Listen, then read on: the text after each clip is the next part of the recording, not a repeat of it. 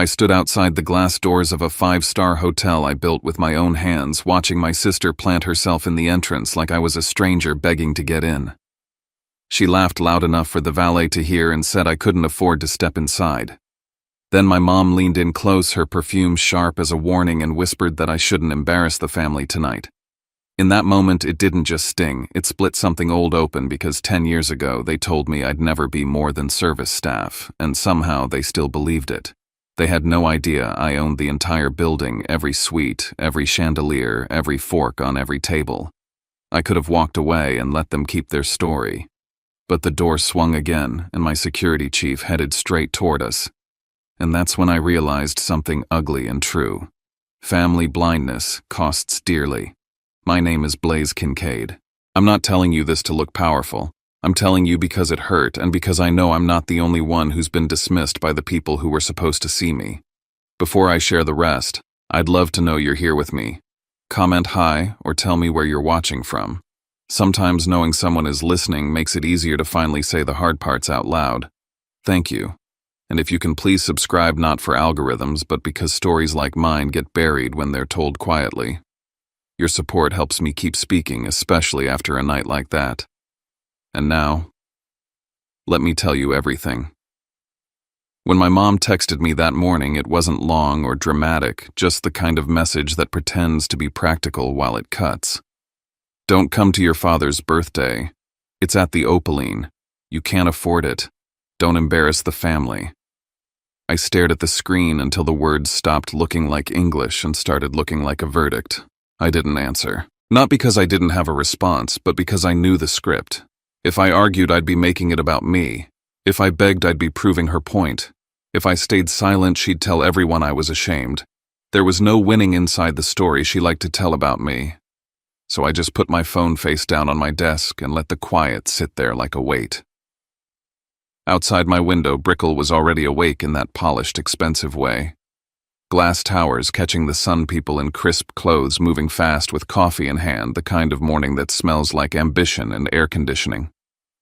Down below, the Opaline Tower rose the way it always did, clean lines, pale stone-tinted glass, and a presence that didn't have to announce itself. The Opaline Miami took up the heart of it, luxury suites stacked like secrets, a sky lounge that always felt one breath away from the clouds, fine dining tucked behind doors heavy enough to make you lower your voice without being asked. The floors above held office space that companies fought over, the floors below held restaurants and retail that moved money all day long. The top belonged to me, not as a fantasy, but as paperwork signatures, and years I don't talk about at family gatherings. I walked through the lobby like I always did, not as a guest, not as someone trying to look important, just as someone checking his house before the day got loud. The scent diffuser was on the right blend, clean citrus with something warm underneath. The marble underfoot was cool and seamless, the kind of stone you only notice when it's wrong. The light through the atrium skylight hit the chandeliers at an angle that made the crystals flash like small, controlled lightning. Staff stood the way we trained them to stand, present without hovering, attentive without fear. I could tell who was new by how they held their shoulders and who had been here long enough to understand that hospitality isn't servitude, it's standards. I've always found it bitterly funny that my father used to spit the word service like it meant beneath, while I've built an entire empire on doing it better than anyone. To my family, I'm still the kid who walked away from the respectable path. The kid who left the safe accounting firm with its beige carpet and cheap coffee and predictable promotions. The kid who chose hotels, restaurants, guest experience, the work they like to romanticize when they're being catered to, and insult when someone chooses it as a life. They never watched me work. They never asked what I was building. They decided what my choices meant and called it truth. 10 years ago, I was sitting at our dining room table, the kind of table that holds a family together until it becomes the place where they break you down. My father's voice had filled the room like he owned the air. He told me no son of his was going to spend a life waiting on people. My mom didn't yell. She didn't have to. She looked at me the way you look at a bill you didn't expect, the way you look at something inconvenient that might ruin the picture. Harper was already smirking because Harper learned early that being the favorite meant joining the crowd, not questioning it. I didn't raise my voice. I didn't plead my case like it was a debate. I just stood up, swallowed whatever was burning in my throat, and left. That was the moment I stopped asking permission to become myself. Back in the present, the first meeting on my calendar had nothing to do with family and everything to do with control. Expansion plans, staffing models, brand integrity, capital allocation. Numbers big enough to make people nervous and details small enough to ruin you if you ignore them. My team moved through slides that would have sounded like science fiction to the version of me my parents still imagine. The Opaline Hospitality Group wasn't a dream anymore. It was a machine. It was 32 countries of relationships and contracts and promises that had to be kept. It was a reputation you don't buy with money, you buy with consistency. I signed off on a major operational expansion without a speech because the truth is, my job is rarely cinematic. It's mostly discipline. But even in that meeting, the day had a private edge. One of the line items was a banking partner review, and I didn't need to scroll far to see Connor's world sitting inside my world like a smaller fish in a larger tank. Connor worked at a bank. He loved to brag about the kind of place that gives mid-level titles to men who need them. Junior VP looks nice on a business card. It sounds like power at a family dinner. In my reports, it was just a line under secondary accounts. His bank was pushing for an increased credit facility, and it was also on our short list for potential acquisition or strategic control depending on how the quarter moved. I didn't make that personal. I couldn't afford to. The irony was that Connor's success was about to be decided by a board he didn't even know I sat on. Another report sat in the folder beneath it, and this one hit closer to the bone. A leasing negotiation inside Opaline Tower. Harper's firm was trying to secure a floor. Not the penthouse, not the executive levels, just a mid-tier space with the right address to impress clients. Their financials were thin. The margin wasn't there. They were trying to punch above their weight because Harper's whole life has been a performance of belonging. And here was the part that almost made me laugh out loud in the middle of a serious meeting. My family's image, the thing they worship, was literally being propped up by my building, my staff, my systems, my risk. By late morning, I had the envelope in my hand. It was simple, no bow, no dramatic reveal. Inside were deed documents for a Santa Barbara coastal property held under one of my Opaline entities. A real asset. A real gift, not a symbolic one. It was the softest weapon I owned because it was both kindness and proof. It said I'm still your son even after everything, but it also said you don't get to pretend you made me. I wasn't going to bring it to buy love. I was going to bring it because I refused to let their cruelty turn me into someone smaller than I am.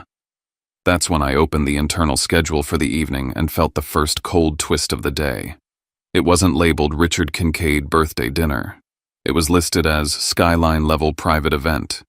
Security flagged, restricted access, VIP elevator scheduling, special instructions. That wasn't just a family dinner. That was a stage, a curated display, a social transaction disguised as celebration. And suddenly my mom's text made a different kind of sense. She wasn't just worried I'd embarrass the family. She was worried I'd ruin the story she planned to sell. I sat back in my chair and let the pieces settle into place. If the night was a performance, then my presence wasn't a problem because of who I was. It was a problem because of what I represented. The truth. And truth doesn't fit neatly into a script built on appearances. I didn't decide to show up as a son walking into a birthday dinner.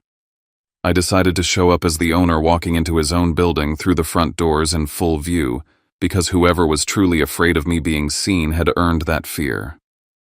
I picked up my phone, saw my mother's message again, and asked myself one question that wouldn't leave me alone. Who exactly was trying so hard to keep me outside, and what were they protecting? By noon, the tower felt like it was holding its breath.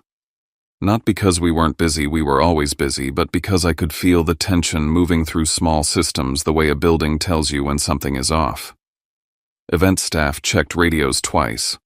Concierge reviewed lists more carefully. The VIP elevator schedule was being treated like a state secret. The kind of energy you get when people think someone important is watching. Someone was. It was me. I called Tasha Nguyen up to the executive office and asked for the Skyline level dossier. Tasha didn't blink the way new employees do when they're nervous. She'd been with Opaline long enough to understand that the calm questions are usually the ones that matter most. She placed the packet in front of me and walked me through the highlights without adding opinion.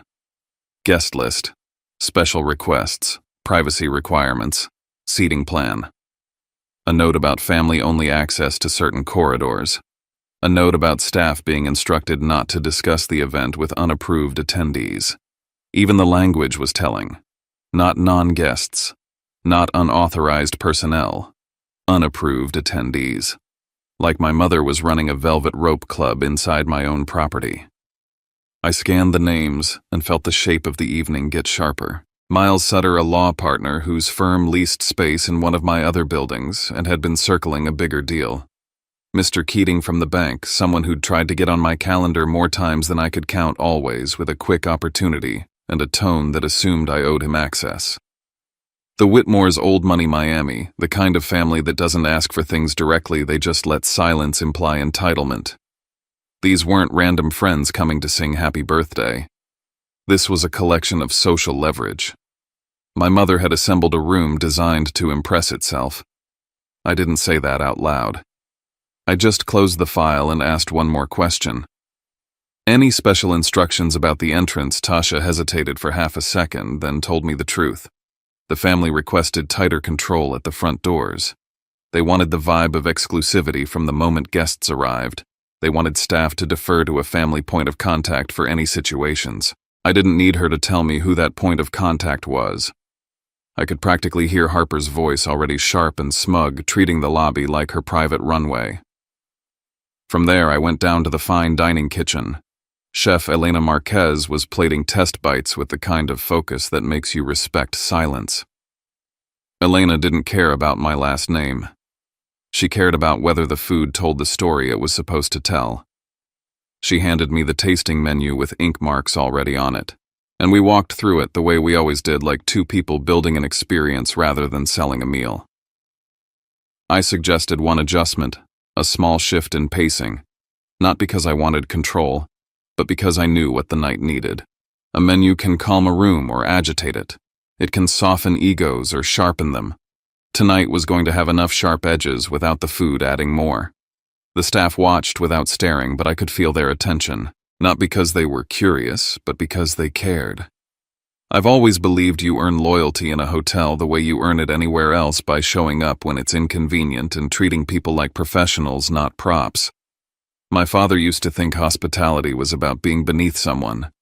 In this kitchen, it was clear it was about being excellent. That difference matters. In the early afternoon, Marcus Reed met me in a quieter hallway just off the service corridor, the place we use for conversations that can't be overheard.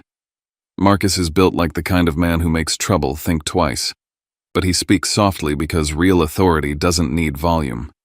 He showed me the security plan for the evening and pointed to a section marked with family requests. They asked for us to keep out anyone who isn't on the list, he said, careful with his words. They also asked if a family member could stand near the main entrance to help identify guests. I kept my face neutral. And what did you tell them? I told them we don't outsource access control to private individuals, Marcus said. We can position staff at the entrance, but we don't let guests police the doors. That's why I trust Marcus. He understands the difference between a private event and a private kingdom. I told him I wasn't canceling anything. I wasn't going to punish my father for the stage my mother built. But I gave one clear instruction. Tonight we follow our standards. No one turns the front doors into a gate based on vibes and ego. If there's a situation, I want it documented. Camera timestamps, names, exact language. Everything. Marcus nodded once. Understood. After he left, I went back to my office and opened the operational reports I knew would irritate me. Harper's lease negotiations still shaky, still trying to force an image the numbers didn't support. Diane's resort membership request still sitting in pending, like a quiet reminder that the world doesn't bow just because she thinks it should. Connor's bank file pushing for more credit while pretending strength. I read them all the way. I read any report looking for risk, for patterns, for pressure points. It wasn't revenge. It was reality. My family liked to talk about success like it was a moral trait. My world talks about it like it's leverage. The difference is leverage doesn't care about feelings. Then my legal team forwarded an alert that made the whole day tilt. An email had come into Opaline leadership channels written in a tone that tried to sound casual but smelled like entitlement. It referenced family ties to ownership and suggested a partnership opportunity that would be easier to finalize because of the private event tonight. The signature at the bottom read, Preston Weller. Preston, Harper's fiancé. The man who showed up at holidays with perfect teeth and vague job descriptions and a hunger behind his smile. He had sent an email on company letterhead as if he belonged to the people who owned my world, as if he could borrow my name without ever earning it. And the worst part, the part that made my jaw tighten, was how predictable it was. They were trying to lock me out of the building while using the building to elevate themselves. They were ashamed of the son they thought I was while quietly benefiting from the man I actually became. For a minute I considered shutting it down immediately. One call to Legal, one instruction to blacklist Preston from any internal communications, one update to security that would keep him away from restricted areas. It would have been clean, efficient, satisfying, but I didn't do it. Not yet. Because I wanted to see who would say what when they thought they still controlled the room. I wanted to watch the mask slip in real time. I wanted Harper and my mother to experience what it feels like when the story you've been telling collapses under the weight of the truth. So I filed the email. I saved the metadata. I made sure it could be referenced later without debate. Then I texted Marcus one sentence that would set the night in motion. I'm coming through the front doors tonight like any guest. No private elevator. I want to see who tries to block the entrance and who's behind it. He replied almost immediately. Understood. We'll be ready. By late afternoon, the sun dropped lower over Brickell, turning the glass outside into a mirror that made the city look like it was watching itself. Somewhere inside my mother's head, she was rehearsing her whispers. Somewhere inside Harper's head, she was rehearsing her laugh. Somewhere inside my father's evening, he was probably just hoping for a good dinner without realizing he was the excuse for a negotiation of status. And here I was holding a simple envelope with a deed in it, standing in the center of the machine I built, choosing the hardest kind of honesty. I wasn't going to storm in as a king, I was going to walk in as myself. And if they tried to stop me, they would do it in front of the very people they were desperate to impress. By late afternoon, Brickell looked like it had been polished for the evening. The glass buildings caught the sun and threw it back in clean, bright angles. On the street below my office, black SUVs rolled up to curbs like they belonged there. Men in pressed shirts and women in sharp dresses moved with purpose, the kind of purpose that comes from being watched and wanting to look like you deserve it. From where I sat, the city felt calm, but the tower didn't. The Opaline never did when something was about to happen. I stayed in my office longer than I needed to. Not because I was afraid to go downstairs, but because there are moments you can feel coming like weather, and once you step into them, you don't get to pretend you didn't know. The envelope sat on my desk in front of me, plain and unassuming. It held more truth than my family had given me in a decade. I opened an old folder on my laptop, one I hadn't touched in months. Inside was a copy of the email I'd sent the day I left home. I didn't reread every line. I didn't need to. I remembered the tone. It wasn't dramatic, it wasn't angry. It was me younger trying to be reasonable with people who mistook control for love. I'd asked for one thing simple enough to fit in a sentence: respect. Not applause, not money, not approval. Just respect for the fact that I was choosing my own life. They never answered that email in any real way. My mom sent a short reply about how I was making a mistake. My father didn't reply at all. Harper made jokes about it at Thanksgiving like it was a story about someone else. After that, I stopped offering explanations. If you have to convince people you're worth basic dignity, you end up shrinking yourself just to keep the peace.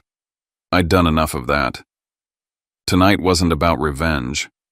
I kept repeating that to myself as I closed the folder. Revenge is loud. It's messy. It wants an audience. What I wanted was quieter and more final. I wanted the humiliation to stop. I wanted the pattern to end. I wanted to walk into a room without being treated like I was begging for a chair that didn't belong to me. I picked up the envelope again and checked the documents one more time, not because I doubted my team, but because I needed to feel the certainty in my hands. The deed for the Santa Barbara property was clean. The legal entity was correct. The signatures were correct. The conditions for transfer were clear. It was real value, not a symbolic gesture. I didn't wrap it in glossy paper or tie it with a ribbon. I didn't want anything about it to look like performance. The real thing doesn't need decoration to be convincing. A soft knock came at my door. Tasha stepped in with her tablet held close. Her expression controlled the way it always was when she didn't want to bring drama into the room. "They're here," she said. I didn't ask who. I already knew. "They arrived early," she added, and I could tell from the way she chose her words that this wasn't routine. They requested that staff not allow anyone inappropriate up to Skyline level. They also asked for a note on the event file. "What kind of note?" I asked. Tasha hesitated, then answered a restriction. "About a man named Blaze. They said he shouldn't be granted access." The words landed in my chest like something heavy and old. It wasn't just that they didn't want me at the dinner. It was the way they tried to turn my own systems into a weapon. They were using the language of exclusivity, the tools of the tower, to erase me. I didn't let my face change. I nodded once. "Thank you," I said. And Tasha left without another word.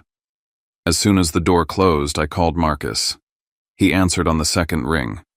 I heard he said before I could speak. "Tell me exactly what's happening," I said. "There was an attempt to position a family member at the main entrance," Marcus said. "They wanted to stand near the doors and identify guests themselves. I refused. I placed our staff according to policy. But they're still hovering. They're trying to control the flow. Document everything I said. Names, timestamps, what they say, who they say it to." "I already started," Marcus replied.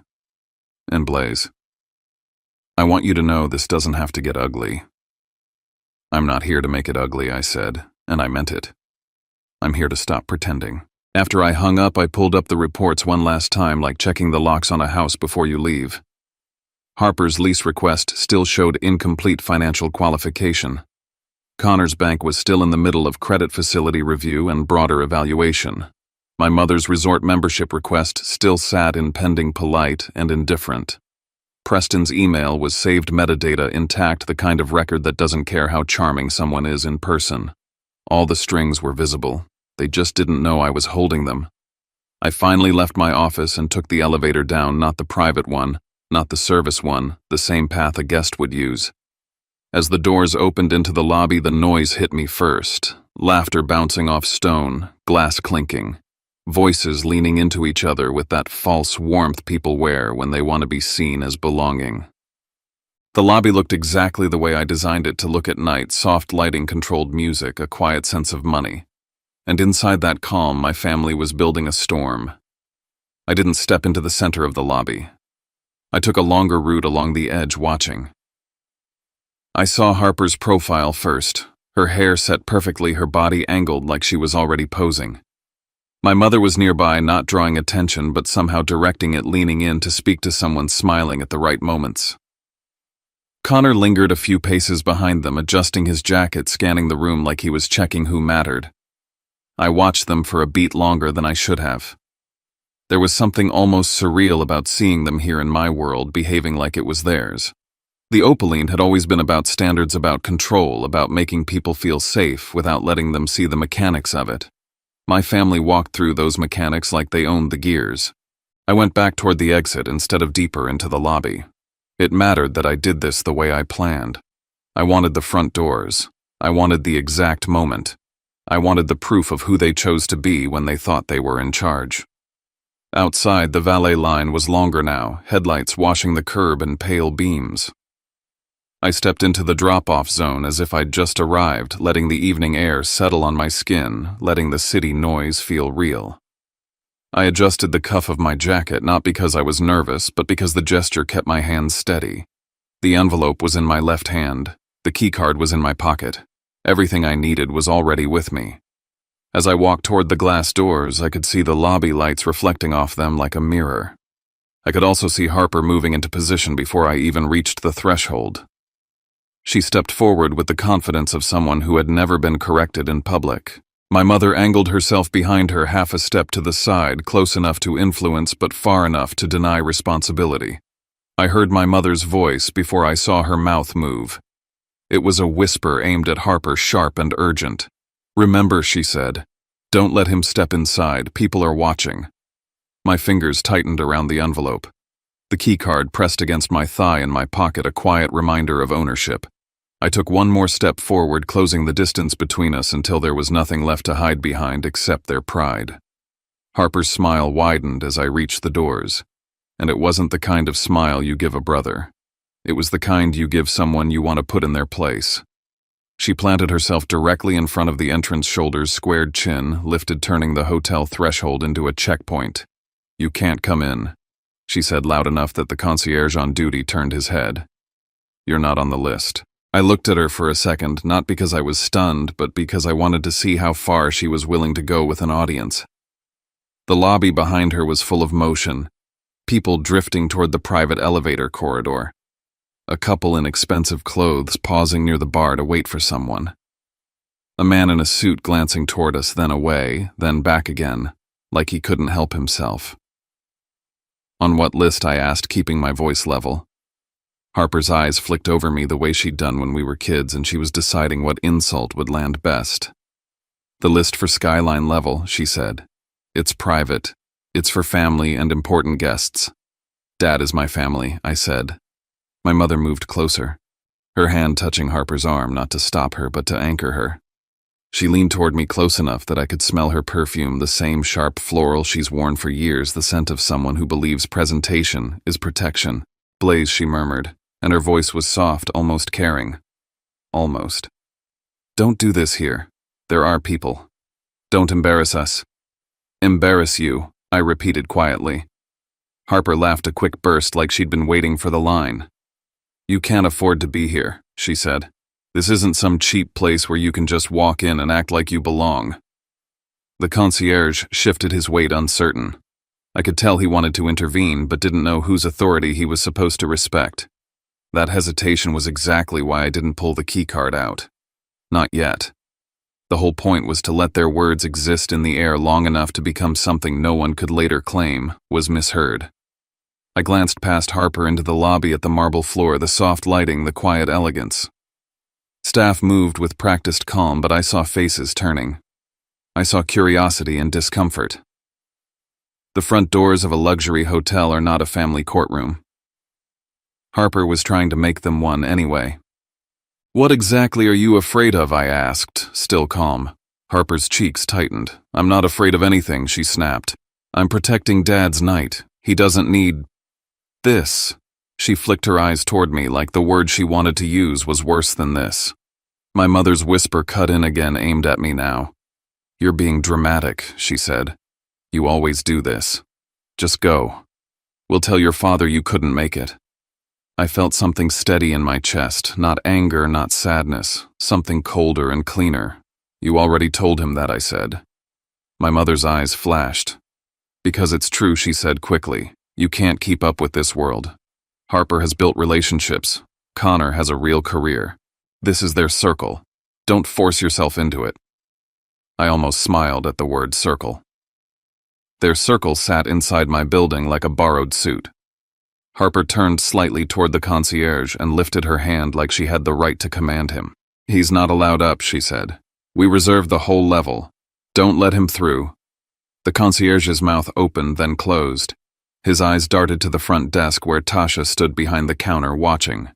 Tasha's expression didn't change, but her gaze held something firm, like she was waiting for the right moment to step in without breaking policy. I let Harper keep talking. Every second she spoke was another second of documentation, another second of her choosing cruelty in public. Camera lenses above us blinked red, recording without emotion. The valet line behind me continued. A couple of guests paused near the curb, pretending not to listen while listening anyway. This was exactly the kind of scene my mother tried to avoid, and she was the one feeding it. "If you truly believe I don't belong inside," I said, "then call security. Follow procedure." Harper's eyes lit with the thrill of what she thought was victory. "Fine," she said. "We will."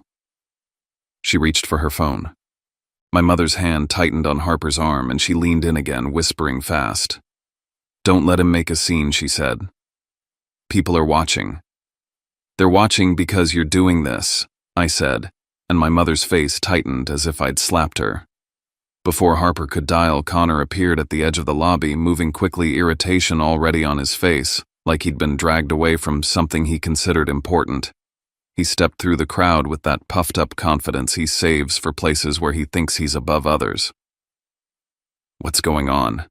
he demanded, eyes narrowing on me. "Blaze, why are you here?"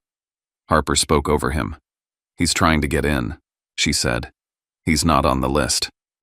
Connor's gaze flicked over my clothes, my posture, the envelope in my hand, like he was building an argument out of surface details. "This isn't the time," he said, lowering his voice in a way meant to sound reasonable. "You can't just show up and cause problems. There are important people up there." "Right," I said. "Important." My mother seized the opening Connor gave her. "Connor is right," she said. "Please. Just leave. Don't humiliate your father on his birthday." "Humiliate him," I repeated again, slow. Harper's voice sharpened. "You're acting like a victim," she said. "Nobody invited you. Nobody wants you here." The concierge shifted again, and this time I heard him murmur to another staff member near the door low enough that he thought I wouldn't catch it. "The family said not to allow a man named Blay up to skyline level," he said, sounding uneasy. My stomach didn't drop. It settled. That single sentence confirmed everything. They hadn't just decided at the door to block me. They'd planned it. They'd used the event file, the internal notes, the language of exclusivity to preemptively erase me. I looked at my mother. "So you put my name in the file," I said softly. "You made sure staff was told to keep me out." My mother's eyes widened in a way that tried to look offended. "Don't be ridiculous," she said. "This is about protecting the family." Harper's mouth tightened. "You're not family in this context," she said, and the words were so ugly in their calmness that even Connor flinched. A group of guests walked past us toward the elevator corridor, and one of them, a man in a suit with silver hair, glanced directly at me. His eyes paused, sharpened as if he recognized something. He didn't speak, but his attention lingered longer than politeness required. He looked at my face like he was running it through memory, then looked at Harper blocking the door like she was an inconvenience. That look alone put a crack in my mother's composure. My mother pivoted toward him, instantly, smile switching on, voice brightening. "So good to see you," she said, rushing to fill the space with charm. Then, without realizing how close I was, she added in a softer voice meant to shape perception. "I'm sorry about this. He's not always stable. He gets impulsive.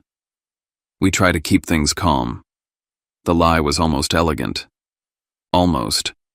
It was meant to turn me into a problem before I could become a truth. I didn't raise my voice. I didn't lunge toward the door. I didn't give her the reaction she could label. I just looked at Harper, and then at Connor, and then back at my mother. "Call the security chief," I said.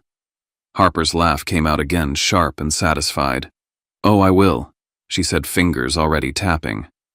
Connor leaned forward as if he might snatch the phone, desperate to manage the optics. My mother whispered again, frantic now. "Don't let him do this." The glass doors behind Harper swung open from the inside before any of them finished moving. The sound was heavy and precise, and it pulled every eye in the immediate area toward the entrance. I heard the measured rhythm of footsteps on marble, the kind of stride that comes from training, not emotion. I didn't turn my head. I didn't need to. Marcus was coming. Marcus stepped into the doorway with the kind of calm that makes chaos feel small. He didn't look at Harper like she was in charge. He didn't look at my mother like she was the one to appease. He looked at the situation the way he looks at any situation that threatens the order of the building, as a problem to be defined, documented, and resolved. "Good evening," he said, voice even, eyes scanning quickly. "Is there an issue here?" Harper straightened like she'd been waiting for this moment, ready to play the role of the wronged host. "Yes," she said. "This man is trying to get in. He's not authorized for skyline level. We reserved the entire floor. Marcus's gaze shifted to me. He didn't ask my name. He already knew it. I could see it in the way his posture adjusted, the way his tone softened half a degree without losing authority. "Mr. Kincaid," he said, clear enough for the concierge and the guests nearby to hear. "Your table on Skyline level is ready. Chef Elena is waiting to review the tasting menu with you." The air changed. Not in a dramatic way. In a quiet, physical way, like someone turned down the volume on the room. Harper's mouth opened and didn't immediately find words. My mother's fingers tightened around the strap of her bag as if it was the only solid thing left in the world. Connor froze mid-step, his eyes flicking between Marcus and me, trying to calculate how far this had already traveled. I didn't smile. I didn't gloat. I simply took one step forward, and the glass doors that had been a barrier a second ago became what they actually were, an entrance. Inside the lobby, lights wrapped around everything in soft gold. The marble reflected silhouettes. The sound of conversation resumed in uneven bursts, like people weren't sure if they were allowed to keep living their own night. Tasha was behind the front desk, watching with that steady focus she always had. When I crossed the threshold, she met my eyes and gave a small nod that wasn't friendly or cold. It was professional. It was confirmation. "Good evening, Mr. Kincaid," she said, voice smooth. "Your father's executive suite is prepared and Skyline level is on schedule." "Thank you, Tasha," I replied, and then I turned back to my family, still stuck just outside the doors like they'd been assigned to the wrong side of reality. "Coming?" I asked. One word. Not an argument. Not a speech. A simple question that forced them to choose in front of the concierge, in front of the guests, checking in front of the people drifting toward the private elevator corridor. They could follow me or stand there and look like they were afraid to. Connor found his voice first, and it came out in the controlled tone he uses when he wants to sound like a mediator. "Okay," he said quickly, stepping inside as if that had been his plan all along. "This is obviously a misunderstanding. Let's just keep this private." My mother rushed to agree with him. "Yes," she said, leaning in close to me as we moved. "Blaze, please. Don't make this bigger than it needs to be. Your father's night. It got big when you tried to keep me out," I said quietly, not looking at her. Harper followed last, her heels clicking too sharply on the marble, her eyes darting to staff faces, checking for judgment. She was used to being the one people catered to. She wasn't used to being watched like she might be the problem. Marcus moved alongside us, slightly behind my shoulder in the way he always does when he's giving me space while still controlling the perimeter. The concierge's relief was visible. He finally knew which authority mattered. I noticed the camera above the doors, the small red indicator light, steady and indifferent. Everything that had just been said was now a fact, not a story. We headed toward the VIP elevator area. I didn't take the private back route. I wanted the lobby to see us pass through, wanted the building itself to witness the correction. My mother kept murmuring, trying to sew the night back together with words. "We didn't know," she said. "You never told us. You can't blame us for not—" "I'm not blaming you for not knowing," I said, still calm. "I'm blaming you for the way you treated me when you thought you did know." Connor tried to step closer to Marcus, lowering his voice as if he could negotiate the laws of optics.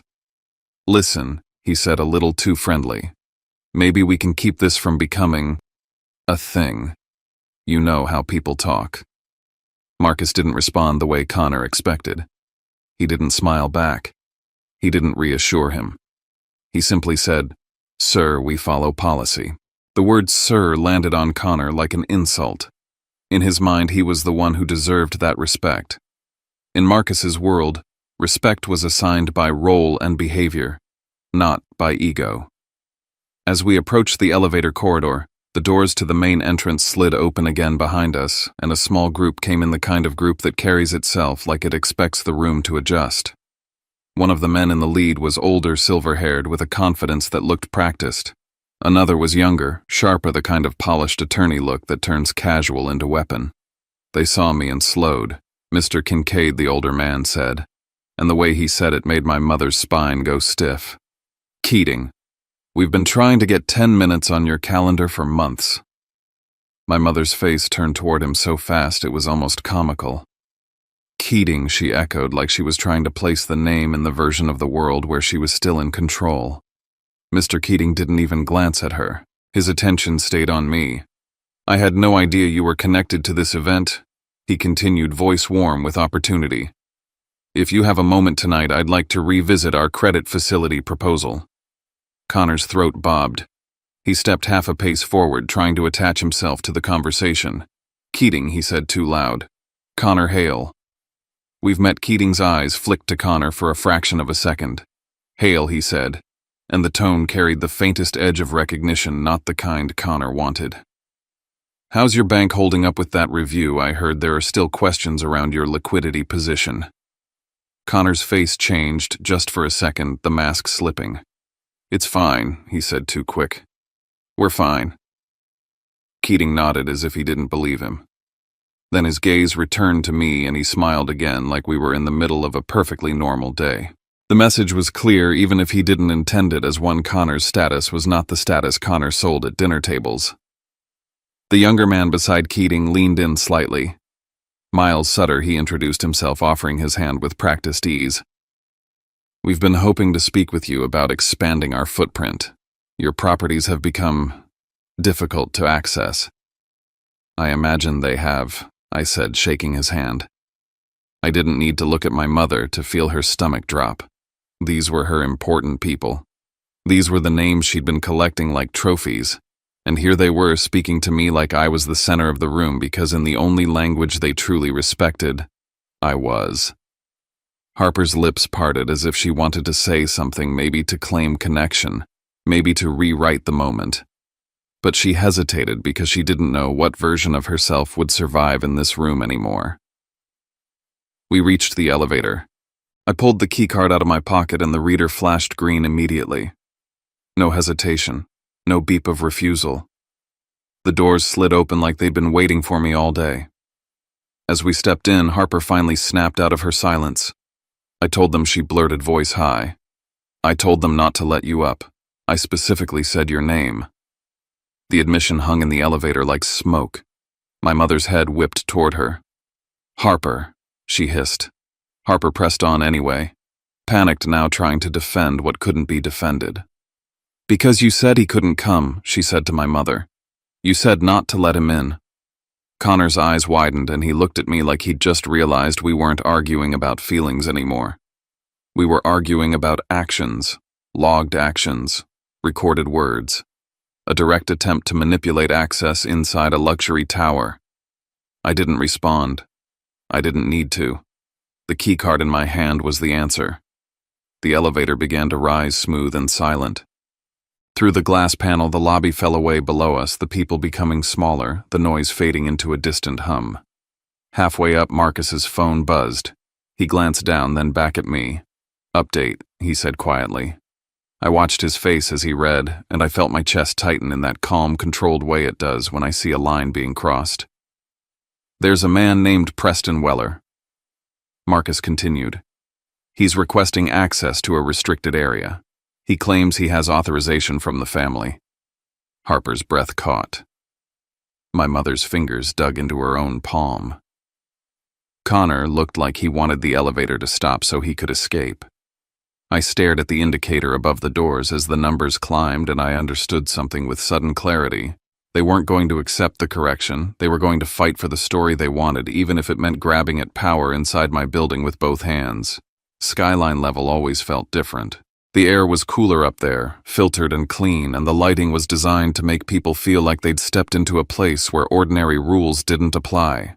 Soft walls, thick carpet art chosen to look effortless. A quiet soundtrack that made you speak in lower tones without thinking. It was a level built for privacy, but privacy doesn't mean lawlessness.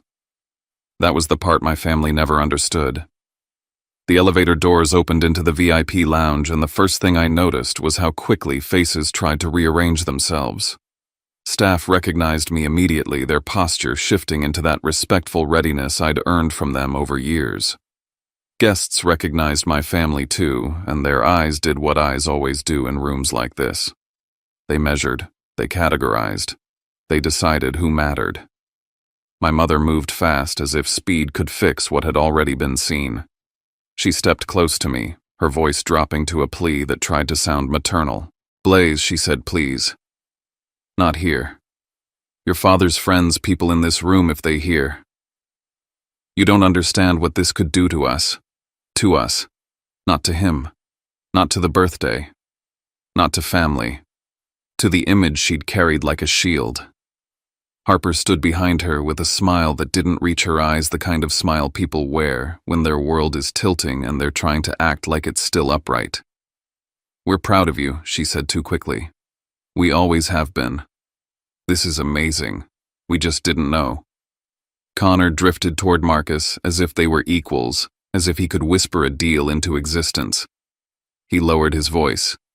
"Listen," he said, and I caught the tone, that familiar mix of charm and pressure. "Maybe we can keep this contained. You know how these places operate. There's discretion." Marcus didn't nod. He didn't lean in. He stayed professional, his gaze steady. "We document incidents," he said. "That's our discretion." Connor's smile tightened, then faded. I watched all of them for a beat, absorbing the pattern. My mother trying to shrink the truth into a private inconvenience. Harper trying to paste a new storyline over the old one without admitting she'd been the blade at the door.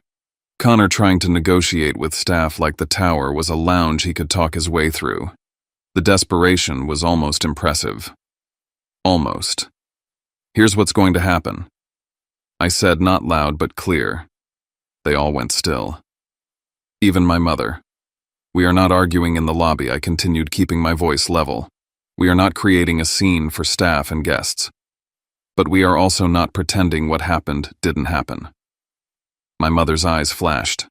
"Blaze, I'm not finished," I said, and the firmness surprised even me. Not because I hadn't felt it before, but because I'd never used it on her. I turned slightly to Marcus. "I want an incident log," I said. "Who blocked the entrance? Who instructed staff to deny access? The exact language used, the timestamps, the camera references, any attempt to access restricted areas. Everything." My mother inhaled sharply like she'd been slapped. "Are you serious?" she whispered. "It's your family." "It's my building," I replied, still calm. "And my staff. No one gets to use them as tools." Harper stepped forward, voice softening into that familiar manipulative sweetness.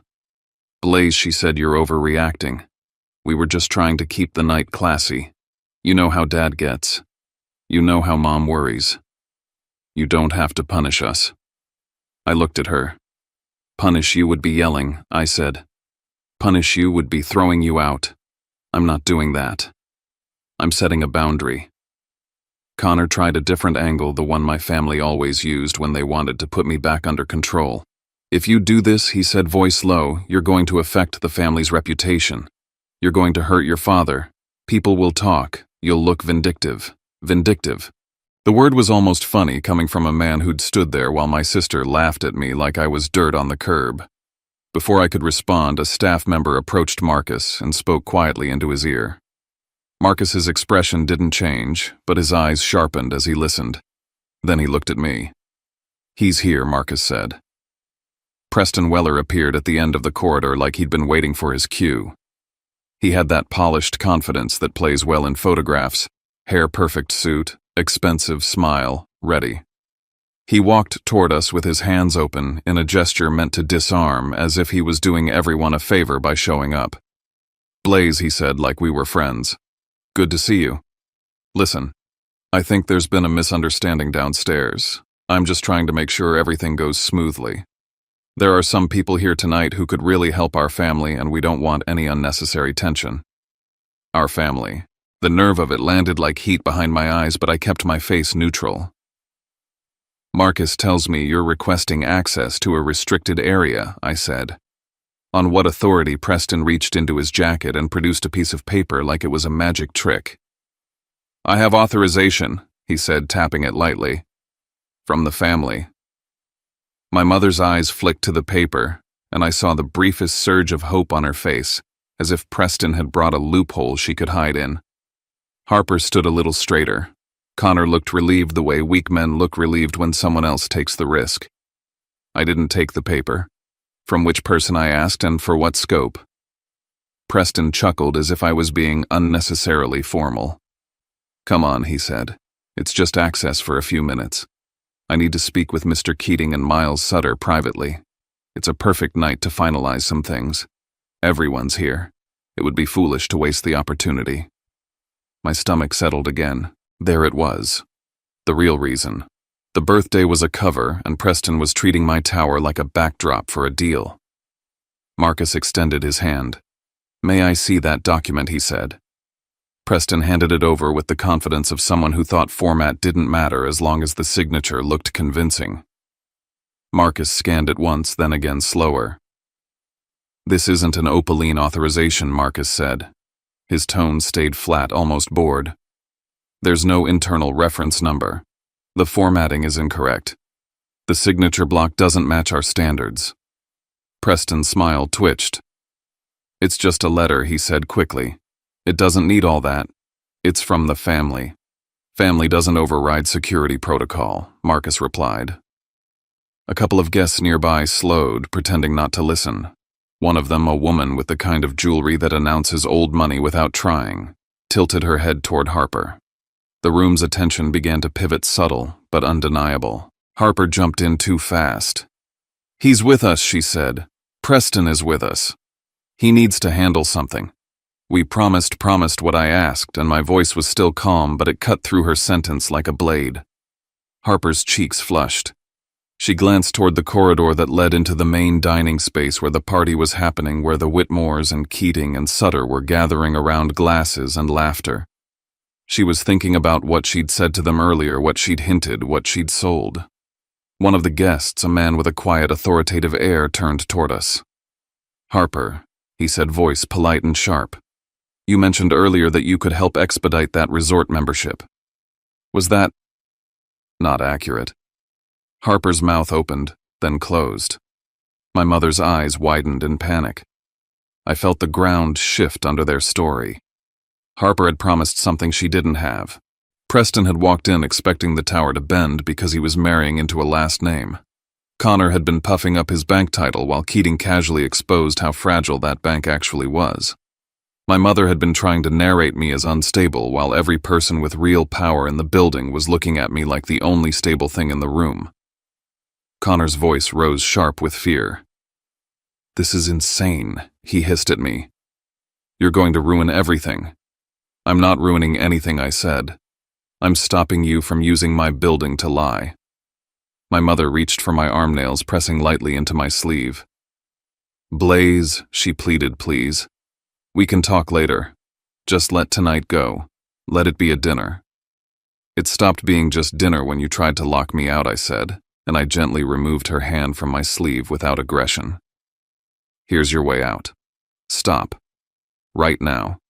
No more orders to staff. No more false notes. No more paper waved like a pass. You sit down, you celebrate Dad, and you let the building operate the way it's supposed to. Preston's confidence cracked and turned defensive. You're being dramatic, he snapped, dropping the friendly tone. You're making this personal. It is personal when you forge your way into restricted spaces, Marcus said, still flat. And that was the moment Preston realized the tower wasn't a room he could charm. It was a system. I didn't expose everything I knew. I didn't mention the email yet, the one stored with metadata and timestamps. I didn't mention the lease file or the membership request or the bank review in detail. I didn't have to. The threat of consequences was already visible in their eyes, because they could feel how much of their lives depended on things they didn't control. Marcus's phone buzzed again. He glanced down, then looked at me, expression steady. Update from operations, he said quietly. The lease request and the bank review are both nearing decision points. I felt the choice settle into my hands like weight. I could close the door on them right now in the same building where they tried to close the door on me. I could let the system deliver consequences instantly and watch them collapse in public. Or I could hold it, wait for the moment when the truth would land where it mattered most in front of my father, in the room they'd built to prove their worth. I looked past them toward the dining room entrance. I could hear faint laughter, the clink of glasses, my father's booming voice in the distance, unaware that his birthday had become a battlefield. And I decided I wasn't going to waste the perfect moment. I walked from the Skyline Lounge into the dining room without announcing myself, and the room shifted anyway. Staff straightened as if a current ran through them, and more than one person said my name, like it was routine, like I belonged here because I did. The lighting was soft, the tables set with careful symmetry, and my father's laughter carried over the clink of glasses, big, familiar, unaware of the storm waiting just outside his line of sight. Then he saw me. He stood up too fast, chair legs scraping. "What are you doing here?" he demanded, loud enough for heads to turn. "Your mother said you couldn't make it." That single sentence opened a crack in everything my mother had tried to cement. If I couldn't make it, why did staff look to me? Why did the security chief fall into step beside me? Why did the room feel like it was resetting around my presence? Before my mother could rush in and patch the story, Mr. Keating spotted me and moved first.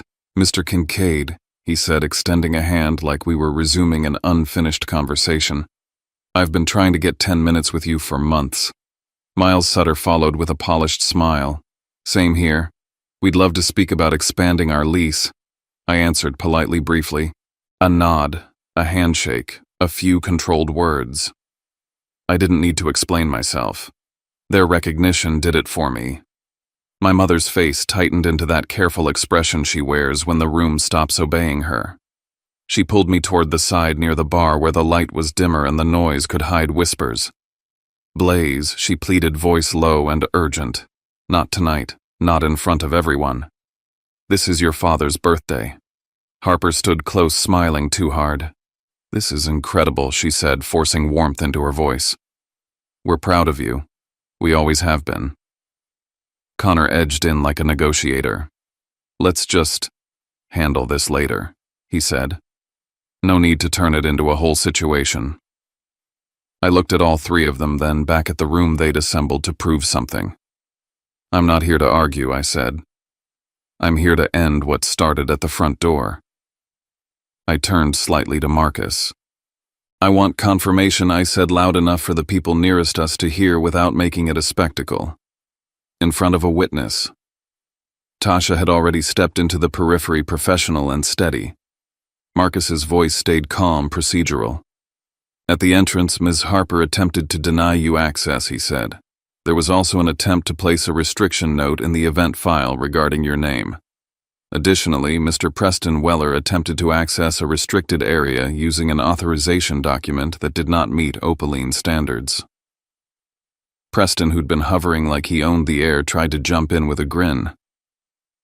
"Come on," he said, pitching his voice toward the nearest VIPs. "I was just trying to make sure things ran smoothly. There are opportunities tonight." I cut him off with the only question that mattered. "Whose authorization and what scope?" I asked. Marcus didn't elaborate, didn't dramatize. The document had no internal reference number, incorrect format, and no valid authorization for restricted access, he said. "Attempting entry is a violation." Preston's smile faltered. The room around him cooled by a few degrees, the way it does when people sense someone's been bluffing. Across the table line, a Whitmore representative turned toward Harper with polite sharpness. "You mentioned earlier you could expedite a membership," he said. "Was that accurate?" Harper blinked, caught between pride and panic. It's a small thing," she stammered, and the stammer said more than any confession. She'd been selling access she didn't own. Connor tried to regain footing by leaning into Mr. Keating. "We can discuss the bank side later," he said quickly, voice tight. Keating's eyebrows lifted. "The review is already at a decision stage," he said casually, and Connor's face drained. The title Connor wore like armor suddenly looked like paint. I didn't raise my voice. I didn't demand apologies. I simply faced my father and the guests who mattered to my mother's story. "I won't turn this into family theater," I said, "but I will not allow anyone to misuse my staff, manipulate access, or waive fake authority inside this building." Dinner continues. Standards stay. Violations get handled by policy. Then I stepped closer to my father, held out the plain envelope, and let it speak before I did. "Happy birthday," I said. That's the deed to a Santa Barbara coastal home. From the son you were told couldn't afford to walk through the front doors. His hands took it slowly, like the paper weighed more than it should.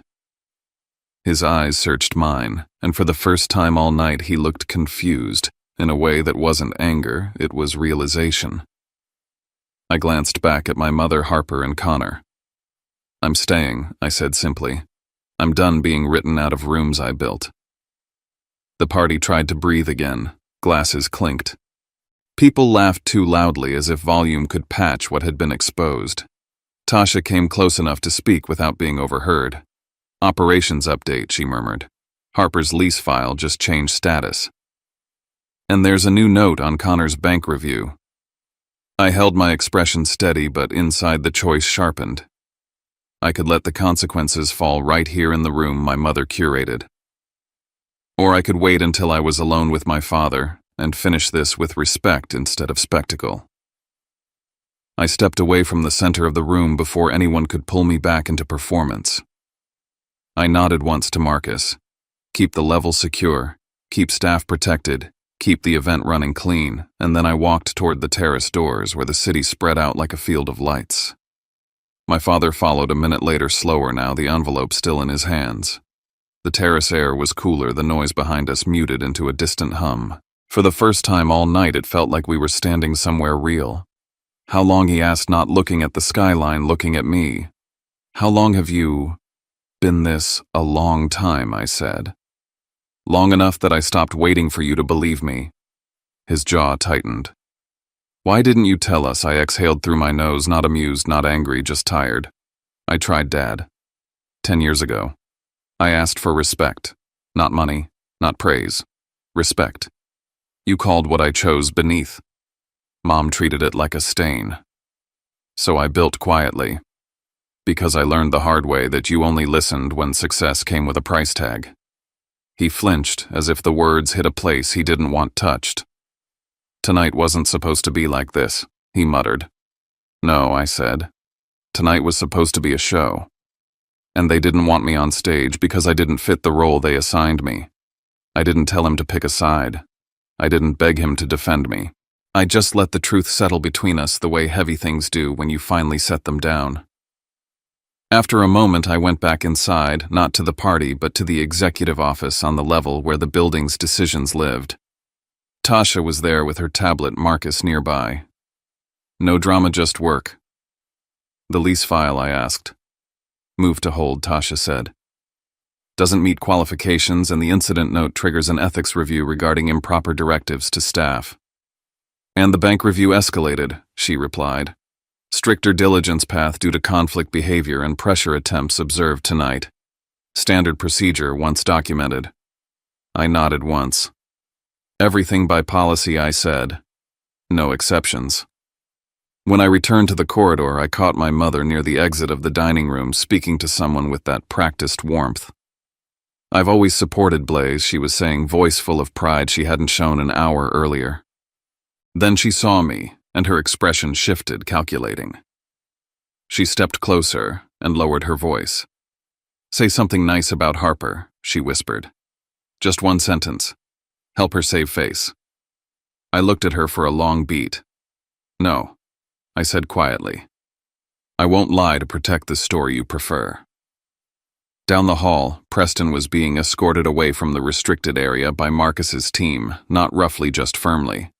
He tried to argue at first, then stopped when he realized no one was impressed. The people he'd wanted to charm had already seen what he was willing to fake to get close. I didn't chase him. I didn't need to. Consequences had a way of traveling faster than anger. Near the end of the night, I spoke to my father again briefly. "The gift stands," I told him.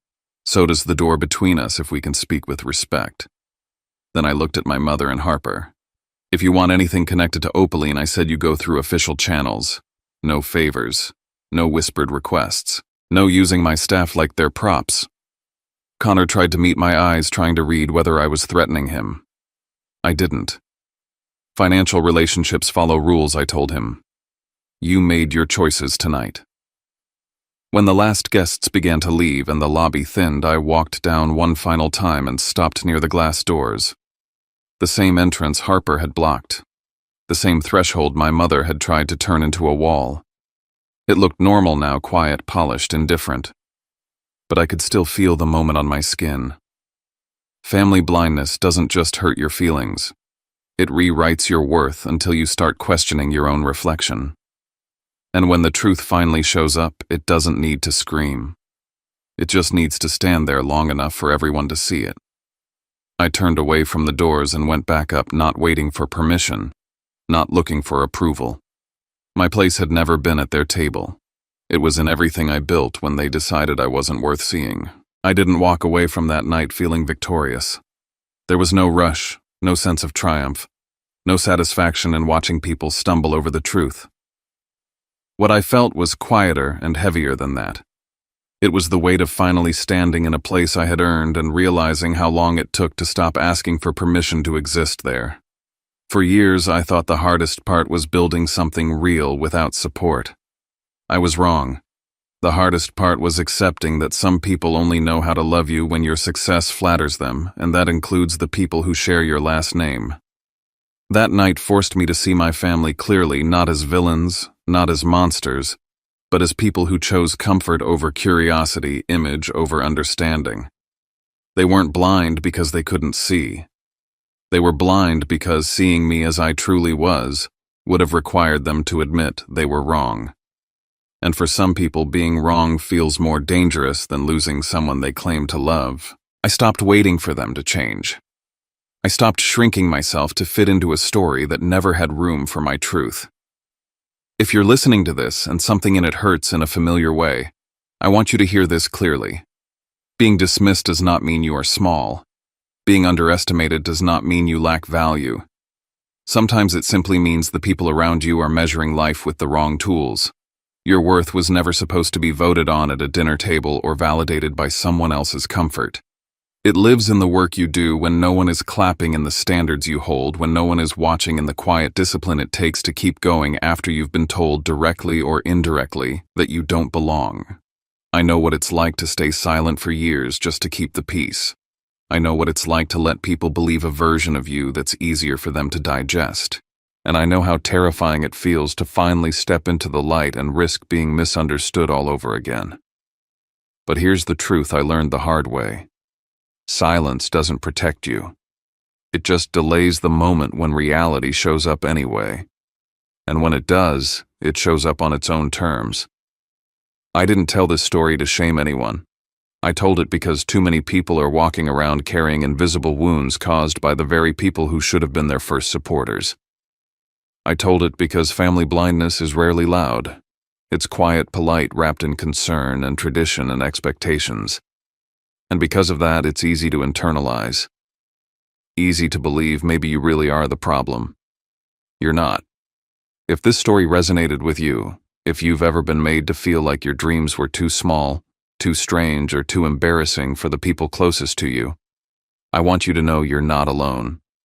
And before you move on, I'd love to know you were here with me. Leave a comment. Say hi, say listening, or tell me where you're watching from. Sometimes the simple act of being seen by one another is how healing starts. If you haven't already, consider subscribing. Not because I'm chasing numbers, but because stories like this don't get told unless someone is willing to listen. Subscribing means you're choosing honesty over polished substance over noise. It helps this space remain a place where real experiences aren't buried under pretending everything is fine. Thank you for staying until the end. Thank you for listening without judgment. And most of all, thank you for giving your time to a story that wasn't easy to tell. Wherever you are right now, whatever you're building quietly while others doubt you, keep going. One day you won't need to explain yourself.